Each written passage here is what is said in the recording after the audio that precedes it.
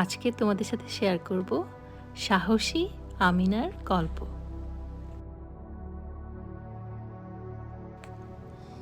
একদিন রোদেলা দুপুরে ছোট্ট আমিনা নিজের বাসার পাশের ফুটপাতে লাফিয়ে লাফিয়ে হাঁটছিল।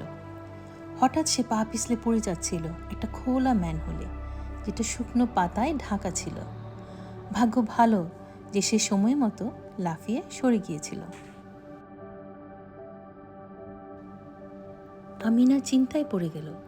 সে চারপাশে তাকিয়ে দেখল অনেকে সাইকেল নিয়ে খেলছে আর বড়রা কুকুর নিয়ে হাঁটছে, কিন্তু কেউই ওই খোলা ম্যানহোলেরটা খেয়াল করছে না।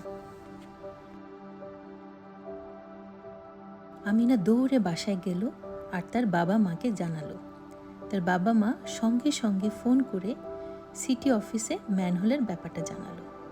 আমিনা নিজ হাতে লাল রং করে একটা সাইন বানালো, যেখানে লেখা আছে সাবধান, আর সেটা সে টেপ দিয়ে ম্যানহোলের পাশে লাগিয়ে দিল। পরদিনই সিটি অফিস থেকে লোক এসে ম্যানহোলটা ঠিক করে দিল। তারা আমিনাকে ধন্যবাদও দিল, কারণ সে ঠিক সময় মতো কথা বলেছিল।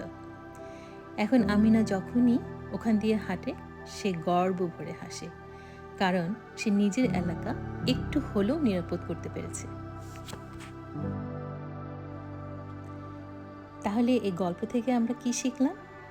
যে বাচ্চারাও বড় পরিবর্তন আনতে পারে যদি তারা কোনো বিপদ দেখে চুপ না থাকে।